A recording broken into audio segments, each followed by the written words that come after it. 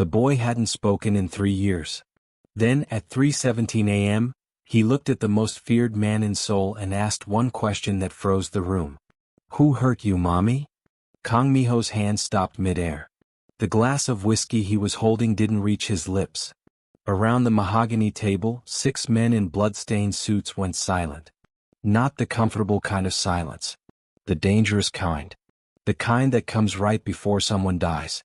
His wife, Yuna, stood in the doorway. Her white blouse had a tear near the shoulder. Dried blood streaked across her collarbone. She wasn't crying. She'd learned years ago that crying made things worse.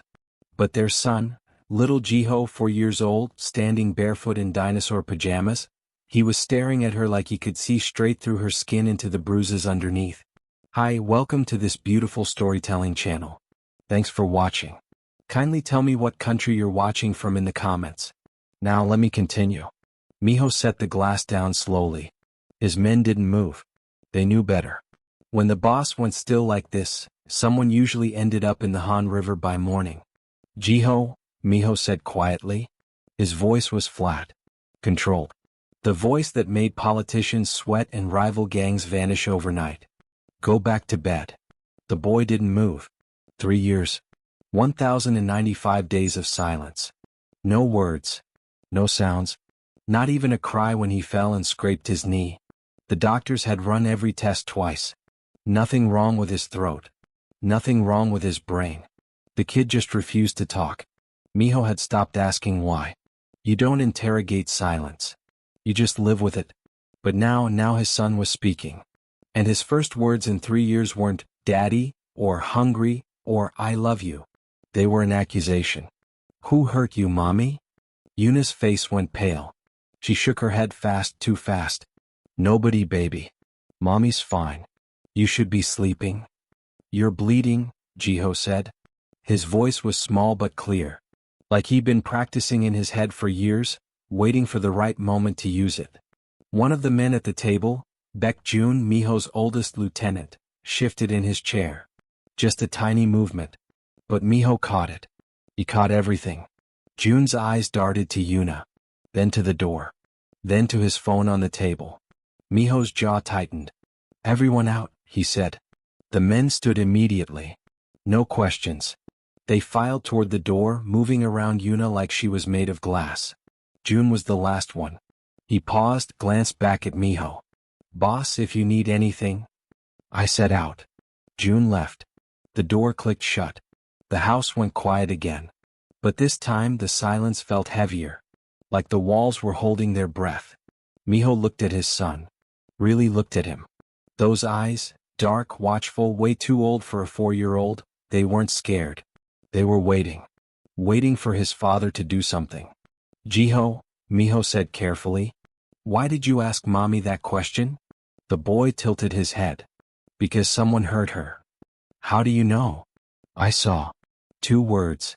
But they landed like bombs. Yuna made a choking sound. "Jiho, sweetheart, you didn't see anything?" "I see everything," Jiho said. "I just don't talk about it." Minho felt something cold slide down his spine. Not fear. He hadn't been afraid of anything in 20 years. But this was different. This was his son, the kid he barely understood, suddenly sounding like he knew more than everyone in the house combined. "What did you see?" Minho asked. Jiho looked at his mother. Then back at his father. "The man with the red tie," he said. "He comes when you're not home. He talks to mommy. She cries after he leaves." The room tilted. Minho's mind started racing.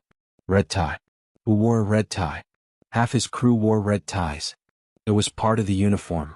Loyalty colors. Blood colors. But Yuna's face told him everything he needed to know. She knew exactly who Jiho was talking about. "Yuna," Minho said slowly. "Who is he?" She didn't answer. Her hands were shaking now. Her lips pressed together so tight they turned white. Jiho walked over to her. He took her hand. "It's okay, mommy. Daddy's here now. He'll make the bad man go away." Minho stood up. The chair scraped against the floor. Loud. "Sure. Tell me his name." Yuna closed her eyes. A single tear rolled down her cheek. "It's June," she whispered. It's always been June. The world stopped. But June. His right hand for 15 years. The man who'd taken bullets for him. The man who knew every secret, every deal, every body. The man who just left this house 2 minutes ago. Minho pulled out his phone. His thumb hovered over June's contact. But Jiho spoke first. "Daddy," the boy said quietly. "He's not going home. He's going to the place with the blue door." Minho froze. "What blue door?" "The one where you keep the things you don't want people to find." Kang Minho didn't become Seoul's most feared man by trusting people. He became it by trusting systems. At 16 he learned his first lesson. Loyalty dies the moment money talks louder. His own uncle sold him out to a rival gang for 50 million won. Minho survived the ambush. His uncle didn't survive the week after. By 25 he built an empire on one simple rule: never let anyone close enough to stab you in the back. He had soldiers, not friends. Employees, not brothers. Everyone served a purpose. Everyone was replaceable. Except Yuna. He met her in a hospital hallway. She was a nurse working the night shift. He'd taken a knife to the ribs during a territory dispute. Most women would have screamed when they saw the blood. Yuna just grabbed the gauze and told him to sit still. "You're leaking all over my clean floor," she'd said. He married her 6 months later. Not because he loved her, he didn't believe in love. But because she didn't flinch. In his world that was rarer than gold. When Jiho was born, Minho made a promise. His son would never see the dirty side of the business. No blood. No bodies. No late-night meetings with men who smiled with their mouths but not their eyes. Then Jiho stopped talking. The doctors said it was trauma. But trauma from what? The kid lived in a mansion with guards and gates. He had everything. Safety. Comfort. Protection. Minho hired specialists. Speech therapists. Child psychologists. They all said the same thing. Jiho was choosing silence. "He'll talk when he's ready," one doctor said. 3 years passed. Minho stopped waiting. He told himself it didn't matter. His son was alive. Healthy. That was enough. Words didn't change anything anyway. In Minho's world, silence was safer than speaking. But tonight changed everything. Because if Jiho had been watching all along, staying quiet on purpose, then what else had he seen? Minho's hands tightened around the steering wheel. He was driving alone now. No backup. No crew. Just him and the address burning in his head. The place with the blue door. He knew exactly where it was. A storage unit on the east side of the city. The place where he kept things that couldn't exist on paper. Weapons. Documents that could bury politicians and prosecutors alike. Only 3 people knew about that location. Minho, his accountant, and June. If June was there right now, it meant one of 2 things. Either he was destroying evidence, or stealing it. Minho's phone buzzed. A text from one of his men. June's car was spotted near Gangnam. He's moving fast. Minho didn't reply. He pressed the gas harder. 15 years. He trusted June for 15 years. Given him power, money, respect. And the whole time June had been in his house. Talking to his wife. Making her cry. Minho's jaw clenched so hard his teeth ached. He'd killed men for less. Way less. But this wasn't just betrayal. This was personal. The storage facility came into view. Rows of metal units stretching into the shadows. Minho parked 2 blocks away and walked the rest. No headlights. No noise. When he reached Unit 47, the blue door was cracked open. Someone was inside. Minho pulled his gun and stepped through the door. The unit was empty. Boxes were torn open. Papers scattered everywhere. But no June. Then he saw it. A phone. Sitting on top of a filing cabinet. Screen still lit up. Minho picked it up. The last message was still open. She finally told him. "We're done. Get out now." The message was sent 4 minutes ago. To a number Minho didn't recognize. Yuna learned how to disappear long before she met Minho. She grew up in a house where speaking out loud got you hit. Where asking questions got the door locked from the outside. Her father was a drunk. Her mother was a ghost. By the time Yuna turned 18, she perfected the art of making herself invisible. Small voice. Small steps. Small existence. Then she met Miho. And for the first time in her life someone saw her. He didn't treat her like she was fragile. He treated her like she was smart. Like she mattered. When he asked her to marry him, she said yes. Not because she loved him, but because he made her feel safe. For a while it worked. But safety in Miho's world came with a price. She couldn't have friends. Couldn't go places alone. Couldn't ask too many questions about where he went at night or whose blood was on his shirt. She learned to live in the gaps. The quiet spaces between his absences. When Jiho was born, everything changed. She had something to protect now. Something that was hers. And she swore she'd never let her son grow up the way she did, silent, scared, erased. But then the night happened. Jiho was 13 months old. Miho was in Busan for business. Yuna was alone in the nursery rocking Jiho to sleep when she heard the window break downstairs. She didn't scream. Screaming didn't help. She grabbed Jiho and locked the nursery door. Footsteps in the hallway. Slow. Deliberate. Then a voice. Come. Almost polite. Mrs. Kang opened the door. I'm not here to hurt you. She recognized the voice. But June. Her hands shook as she unlocked the door. June stood there in a black suit, hands in his pockets. He looked tired. Sad even. Boss asked me to check on you, he said. Make sure you're safe. But something felt wrong. Miho never sent June to the house. Never. I'm fine, Yuna said. You can go. June didn't move. His eyes drifted to Jiho in her arms. He's getting big, June said quietly. Looks just like his father. Yuna held Jiho tighter. Yuna, June said, stepping closer. There's something you need to know. About your husband. About the things he's done. I don't want to know. You should. His voice dropped. Because one day those things are going to come back. And when they do, you and that boy are going to pay the price. She wanted to run. Wanted to scream. But Jiho was watching her with those wide, dark eyes. Always watching. What do you want? She whispered. June smiled. Not a cruel smile. A sad one. I want you to remember this moment. When I gave you a choice. Then he left. Jiho didn't cry that night. He just stared at the door where June had been standing. The next morning he stopped talking. And Yuna realized, her son hadn't been scared into silence. He'd been protecting her.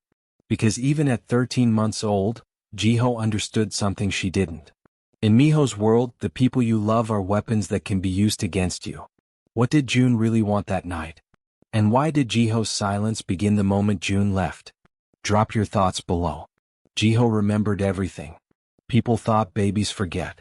That trauma before age 2 just disappears like smoke. But Jiho remembered. He remembered the sound of breaking glass. His mother's heartbeat racing against his ear. The smell of cologne and cigarettes when the man walked into the room. He remembered his mother's voice, small, shaking, asking the man to leave. And he remembered the man's answer. I'm trying to save you, Yuna. But you have to trust me. Jiho didn't understand the words. But he understood the tone. The way his mother's arms tightened around him. The way her breathing changed. Fear. His mother was afraid. And if his mother was afraid, then something bad was happening. Jiho opened his mouth to cry. Babies cry when they're scared, that's what they do. But then the man looked at him. Really looked at him. Smart kid, the man said softly. He knows when to be quiet. And in that moment, Jiho made a decision. If being quiet kept his mother safe, then he would stay quiet. Forever if he had to. The man left. His mother cried. And Jiho didn't make a sound. Days passed. Weeks. Months.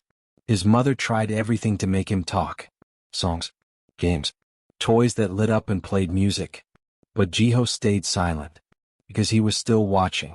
He watched the way his father came home late, smelling like smoke and metal. He watched the way his mother flinched when the phone rang. He watched the men in suits who came to the house, smiling and bowing, but their eyes were cold. And he watched the man with the red tie. June came back. Not often. Maybe once every few months. Always when his father was gone. Always with the same sad smile. How's the boy? June would ask. He still doesn't talk, his mother would say. Maybe that's for the best. Jiho listened to every word, learned every face, memorized every lie. He realized something important. Silence was power. When people thought you couldn't talk, they said things around you they shouldn't. They forgot you were there. They got sloppy.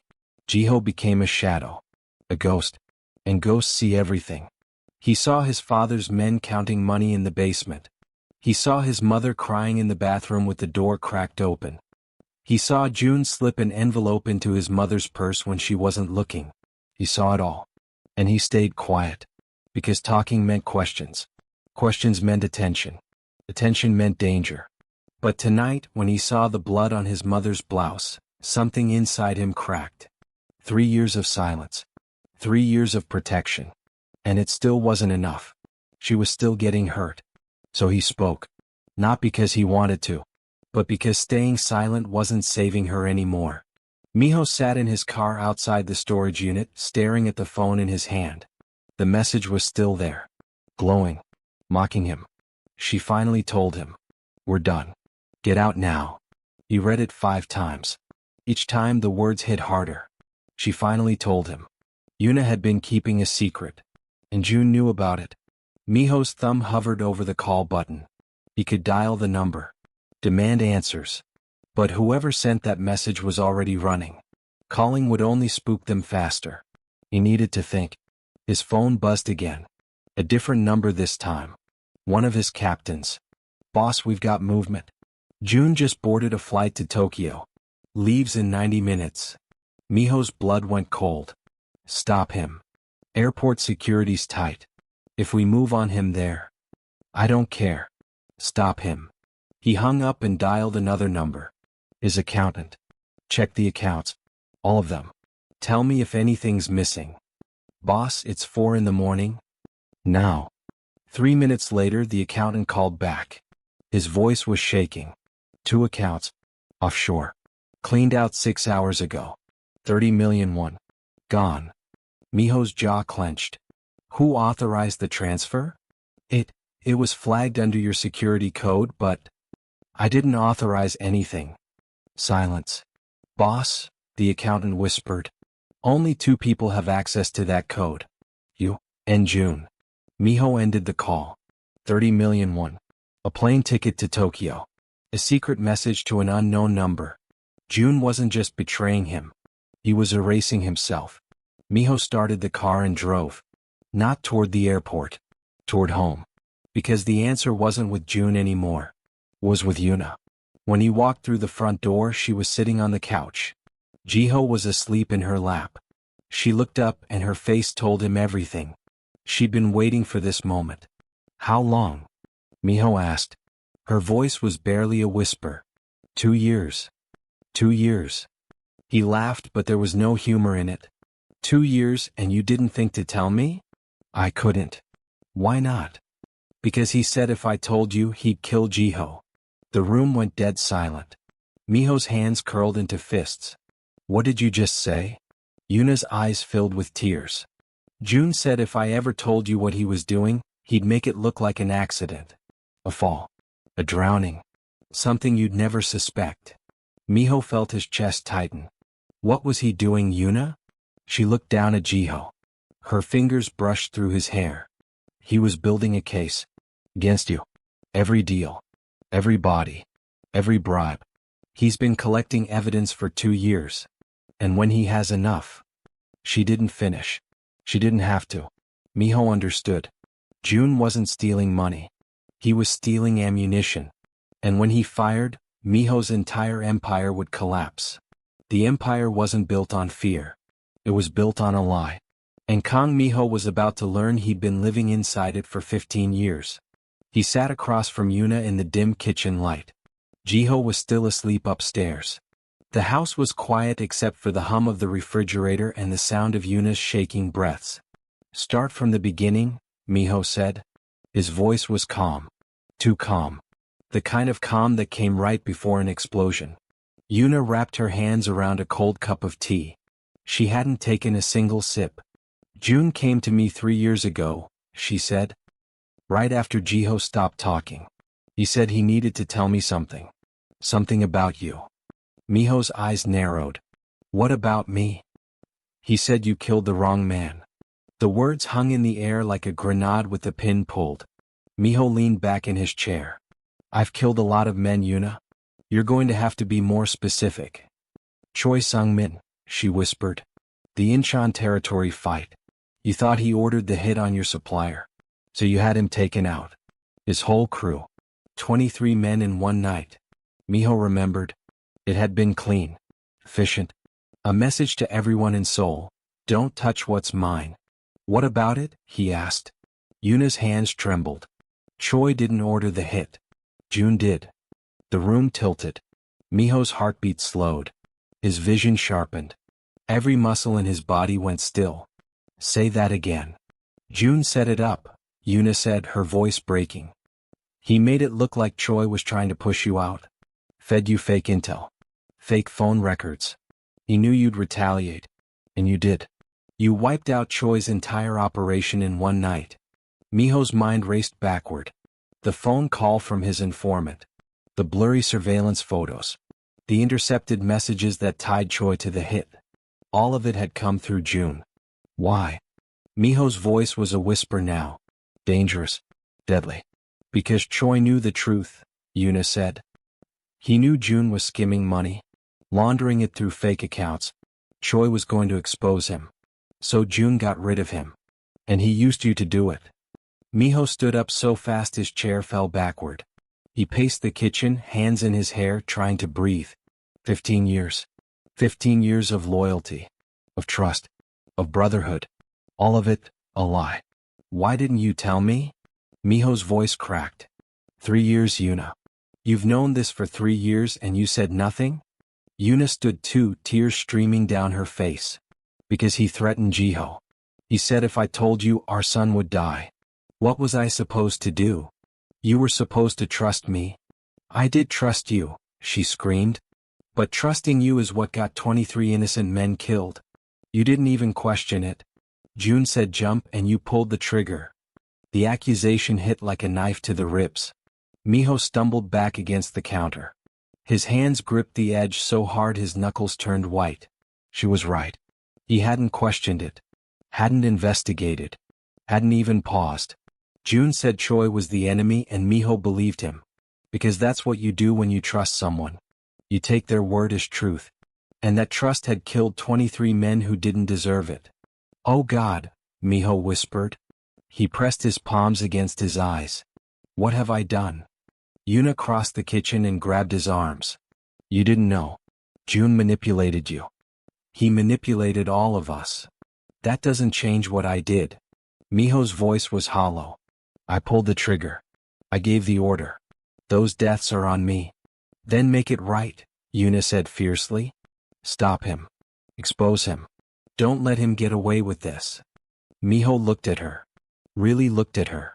This woman who'd carried a nightmare for 3 years just to keep their son safe. Where is he now? Miho asked. I don't know. He stopped coming to the house 2 months ago. Said things were getting too risky. But he told me if anything happened to him, he had everything backed up. Documents. Recordings. Enough to bury you and everyone in your organization. Miho pulled out his phone and dialed his captain. Did you stop June at the airport? No, boss. He never showed. We've been watching every terminal. His car's in the parking lot, but he's not here. Miho's stomach dropped. Then where the hell is he? A sound came from upstairs. A small voice. Sleepy. Innocent. Daddy? Miho and Yuna both froze. Jiho was standing at the top of the stairs in his dinosaur pajamas, rubbing his eyes. Jiho, go back to bed, Yuna said quickly. But Jiho walked down the stairs slowly, one step at a time. When he reached the bottom, he looked up at his father. He's not at the airport, Daddy. Miho crouched down to his son's level. How do you know that? Because I heard him on the phone yesterday. He said he was going to the place where the bad men sleep. Miho's blood turned to ice. The safe house. The one place June would go if everything fell apart. The one place Miho swore he'd never use because it was too dangerous. The place where his enemies were buried. Jiho, Miho said carefully. Did he say anything else? Jiho nodded. He said when the sun comes up, everyone will know the truth. And you can't stop it. Minho stood. His hands were shaking. Not from fear. From rage. June wasn't running. He was staging a reveal. And in 4 hours, when the sun came up, every secret Minho had buried would be dug up and spread across Seoul like wildfire. Yuna grabbed Minho's arm. What are you going to do? Minho looked at his wife. Then at his son. Then at the clock on the wall. 3:47 a.m. He had 4 hours to stop the truth from destroying everything. Jiho sat on the couch between his parents, swinging his little legs back and forth. For 3 years, this house had been a museum of silence. Now words were spilling out and nobody knew how to catch them. Minho sat forward, elbows on his knees, staring at his son like he was trying to solve an equation that didn't add up. Jiho, he said slowly, I need you to tell me everything you know. Can you do that? Jiho nodded. I can talk now. I decided. Why now? Yuna asked softly, brushing hair out of his face. Why tonight?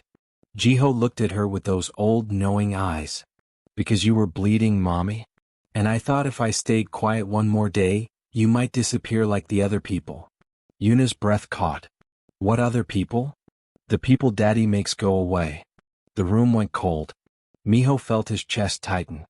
Jiho, what do you mean? I see them, Jiho said simply. The men who come to the house and don't leave. The cars that drive away at night with something heavy in the back.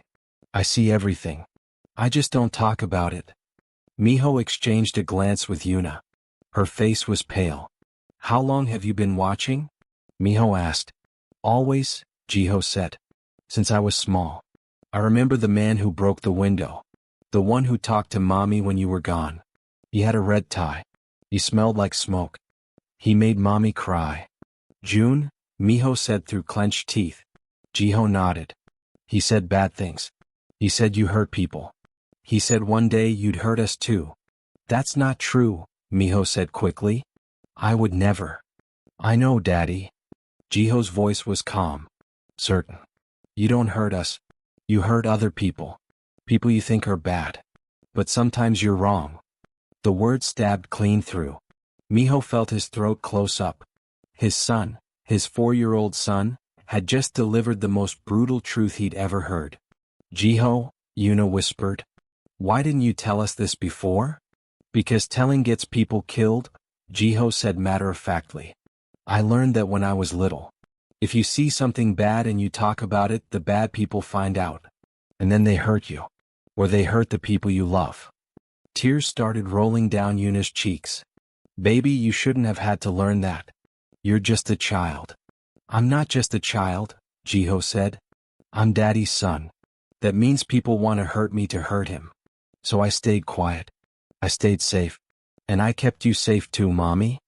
Minho's hands were shaking now. He pressed them together to stop the trembling. His son hadn't been traumatized into silence. He'd weaponized it. Turned it into armor. Survived by disappearing. At 4 years old. Jiho, Minho said, his voice breaking. I'm so sorry. I'm sorry you had to grow up like this. I'm sorry you had to be afraid. I'm sorry I didn't protect you the way I should have. Jiho tilted his head. You did protect me, Daddy. You just didn't know I was protecting you too. What do you mean? June told Mommy things. Bad things about you.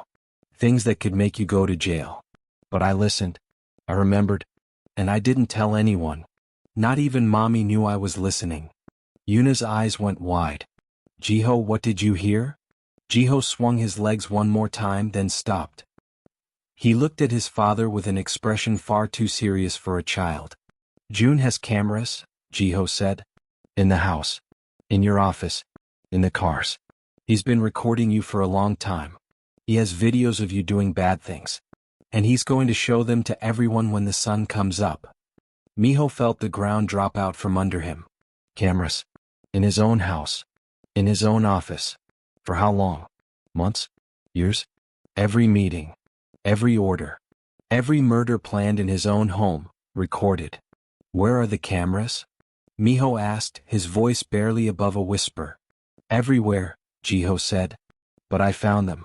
I've been keeping track. He slid off the couch and walked to the bookshelf. He reached behind a framed photo and pulled out a small black device no bigger than a button. "This one's in the living room," Jiho said. He walked to the kitchen and pointed at the smoke detector. "That one too. And there's one in your bedroom. In the lamp." Miho stood frozen, staring at his son holding a surveillance camera like it was a toy. Yuna covered her mouth with her hand. "Oh my God. He's been watching us. This whole time." "Not just watching," Jiho said. "Listening too. He knows everything." Miho's mind was racing. If June had recordings, then the evidence wasn't just documents and numbers. It was video. Audio. Proof that couldn't be denied or explained away. And in 4 hours it would all go public. Miho crouched down again, gripping his son's small shoulders. "Do you know where June keeps the recordings?" Jiho nodded. "He has a computer. He showed Mommy once. He said it was his insurance. If anything happened to him, the computer would send everything to the police. And the news. And everyone." "Where's the computer?" "At the place with the blue door. The storage unit. The one Miho had just left. He'd been right there. The evidence had been right there. And he'd missed it." Miho pulled out his phone and dialed his captain. "Get to the storage unit. East side. Unit 47. Break the door down if you have to. Find a computer. Destroy it. Boss, what if? Just do it." He hung up and looked at Yuna. "Get Jiho out of here. Take him somewhere safe. Don't tell me where. Don't use your phone. Just go." "What are you going to do?" Yuna asked. Miho grabbed his keys. "I'm going to finish this. One way or another." He kissed Jiho on the forehead. The boy looked up at him, unblinking. "Daddy," Jiho said quietly. "June's not the only bad man." Miho froze. "What?" "There's someone else. Someone who tells June what to do. I don't know his name. But I heard his voice on the phone once. He sounded like you." "Like him?" "What do you mean he sounded like me?" "He sounded important," Jiho said. "Like someone people are scared of." Miho's stomach turned to stone. June had a partner.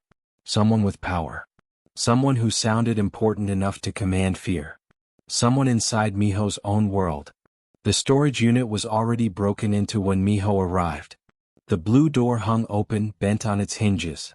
Inside, boxes were overturned. Papers scattered like snow. But no computer. No evidence. No June. Miho's captain stood in the middle of the wreckage, shaking his head. "We were too late, boss. Someone got here first. Cleaned the place out."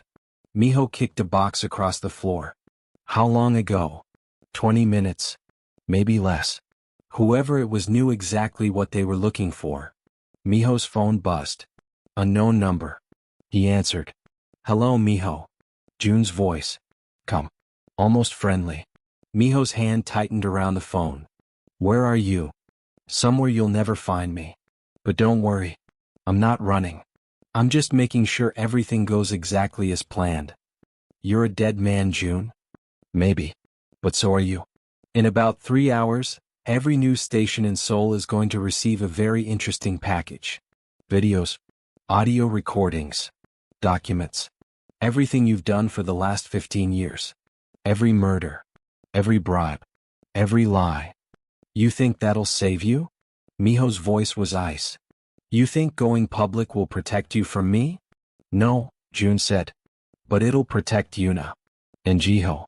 Because once the world knows what you are, they'll be watching. And you can't kill me on camera." Miho's blood boiled.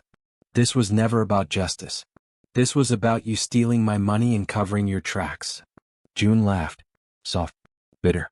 "You still don't get it, do you? This was never about money. It was about your son." Miho's heart stopped. "What did you just say?" "Jiho," June said. "I did this for him. Because I knew one day he'd grow up and realize what his father really is. A killer. A monster. And I didn't want him to become that too. So I documented everything. Every crime. Every sin. So that when the time came he'd have proof. He'd have a choice. He could walk away from your empire knowing the truth." Miho's throat closed. "You used my wife. Threatened my son. And you call that protection?" I call it mercy, June said. Because the truth is better than the lie you've been living. The line went dead. Minho stood there, phone in hand, chest heaving. For the first time in 20 years he didn't know what to do. He could hunt June down. Kill him. Bury the evidence. But June was right about one thing, the recordings were already out there. Backed up. Waiting to be released. And if Minho killed him, it would only prove every terrible thing June had said about him. His phone rang again. This time it was Yuna. Minho, she said, her voice shaking. Turn on the news. He pulled up a news app on his phone. The headline made his stomach drop. Breaking. Anonymous source releases evidence against underground crime boss Kang Minho. It was already happening. The videos. The documents. Everything. And the sun hadn't even come up yet. Minho drove home in silence. When he walked through the door, Yuna was standing in the living room with Jiho in her arms. The TV was on. His face was on every channel. They're calling for your arrest, Yuna said quietly. The police are already surrounding the building downtown. Your offices. Your clubs. Everything. Minho nodded. I know. What are you going to do? He looked at his son. Jiho's eyes were wide, watching him. Waiting. I'm going to turn myself in, Minho said. Yuna gasped. What? No. You can't. I can't. And I will. Minho's voice was steady now. Clear. Because June was right about one thing. Jiho deserves better than this. He deserves a father who doesn't teach him that power is more important than truth. He knelt down in front of his son. Jiho, I need you to understand something. I did bad things. Really bad things. And now I have to answer for them. That means I'm going to go away for a while. But I need you to know, this is not your fault. None of it. You were the bravest kid in the world. You stayed quiet to protect your mom. And now I'm going to be brave too. Jiho's lip trembled. Will they hurt you, Daddy? Maybe. But that's okay. Because you and Mommy will be safe. And that's all that matters. Tears spilled down Jiho's cheeks. I don't want you to go. Minho pulled him into a tight hug. I know, buddy. I don't want to go either. But sometimes doing the right thing means losing everything. He stood and looked at Yuna. Take care of him. Give him a life I never could. Yuna was crying now too. Minho. I love you, he said. Both of you. More than I ever knew how to say. He walked out the door, got in his car, and drove to the police station. When he arrived, cameras were everywhere. Reporters shouting. Lights flashing. Minho stepped out of the car, hands raised. An officer approached with handcuffs. Kang Minho, you're under arrest. Minho nodded. I know. As they cuffed him and led him inside, he looked back one last time. Somewhere in the crowd he thought he saw June. Watching. Waiting. And for the first time in 15 years, Minho didn't feel angry. He felt free. The courtroom smelled like old wood and broken promises. Kang Minho sat in an orange jumpsuit, hands cuffed in front of him, staring at the judge's bench. 6 months had passed since his arrest. 6 months of concrete walls, fluorescent lights, and silence that felt nothing like the silence his son had lived in. This silence was punishment. Jiho's silence had been survival. The gallery behind him was packed. Reporters. Victims' families. Former associates who'd flipped the moment the evidence went public. And in the back row, barely visible, Yuna and Jiho. His son had grown taller. His hair was longer. He wore a blue jacket Minho had never seen before. Their eyes met for half a second. Jiho didn't smile. He just watched. Always watching. The prosecutor stood, straightening her blazer. Your Honor, the evidence is overwhelming. 73 documented murders. Bribery. Money laundering. Extortion. The defendant ran a criminal empire for 15 years, and the recordings prove his direct involvement in every crime. Minho's lawyer stood. Your Honor, my client has cooperated fully. He turned himself in. He's provided testimony that's led to the arrest of 14 other individuals. He's shown remorse. Remorse doesn't bring back the dead, the prosecutor shot back. Cooperation doesn't erase 73 lives. The judge banged the gavel. That's enough. Mr. Kang, Do you have anything to say before sentencing? Minho stood slowly. His legs felt heavy. He looked at the family sitting in the front rows. People whose sons, brothers, fathers he'd ordered killed. I don't expect forgiveness, Minho said. His voice was quiet but steady. I don't deserve it. I told myself I was building something, protecting my family. But the truth is I was just scared. Scared of being weak. Scared of losing control. So I became the thing I was afraid of. A monster. Someone in the gallery sobbed. I can't undo what I did, Minho continued. I can't bring anyone back. But I can make sure my son doesn't follow the same path. That's why I'm here. That's why I told the truth. Not for me. For him. He sat back down. The judge looked at him for a long moment. Then she spoke. Kang Minho, you are sentenced to 25 years in prison without the possibility of parole for the first 15. Gasps rippled through the courtroom. Yuna covered her mouth. Jiho didn't move.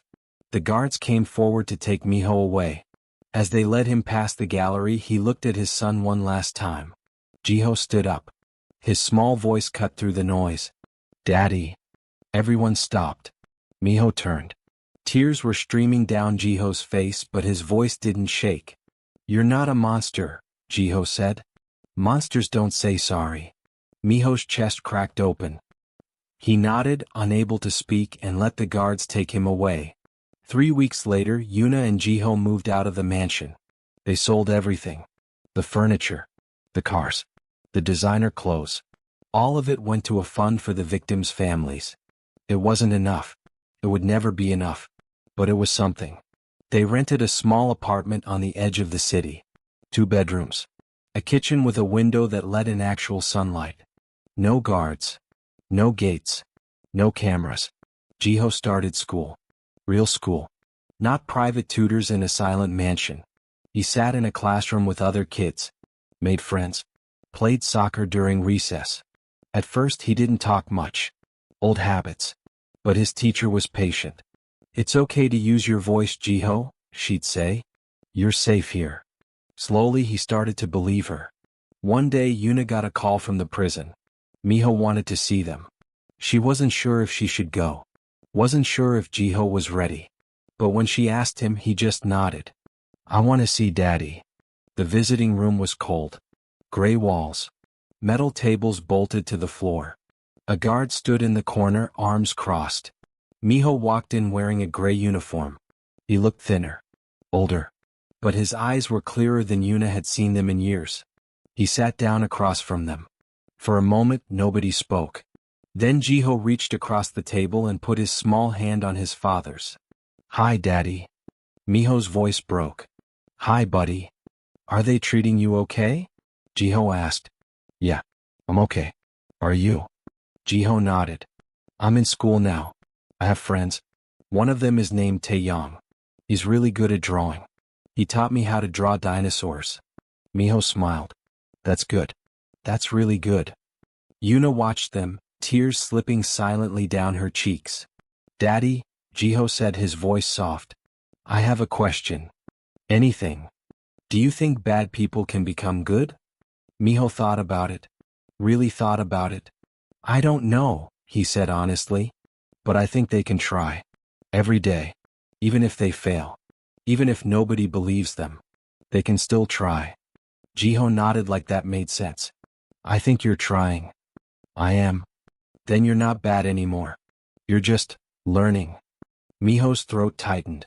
He looked at Yuna. She gave him the smallest nod. Jiho, Minho said. I need you to promise me something. Okay. Promise me you'll keep talking. No matter what happens.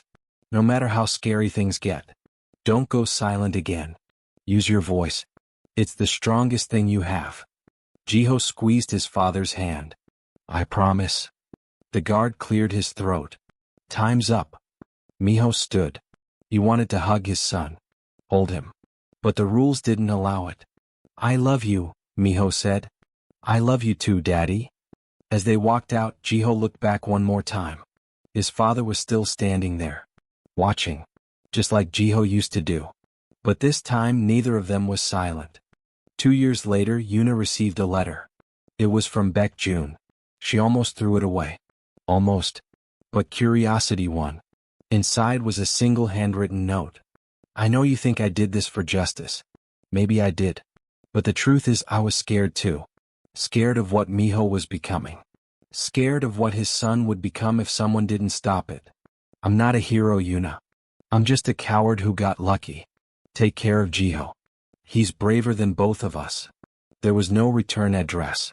No signature. Just those words. Yuna folded the letter and put it in a drawer. She never told Minho. Never told Jiho. Some truths were better left quiet. June's letter revealed he wasn't the villain, or the hero. Just another scared man trying to survive. But where is he now? Drop your theories below. 15 years later. Jiho Kang stood outside the prison gates, hands in his pockets, watching the sun rise over the city. He was 19 now. Tall. Broad-shouldered. He had his father's eyes but his mother's quiet strength. Today was the day. After 15 years, his father was eligible for parole. The hearing had been yesterday. The board had deliberated for 6 hours. This morning they'd made their decision. Jiho heard the gate clang open. He looked up. A man walked out. Gray hair. Weathered face. But his posture was straight. His eyes were clear. Kang Minho stepped into the sunlight and stopped. For a moment, father and son just stared at each other. Then Jiho smiled. Hey, Dad. Minho's voice cracked. Hey, son. They walked toward each other. Jiho pulled his father into a tight hug.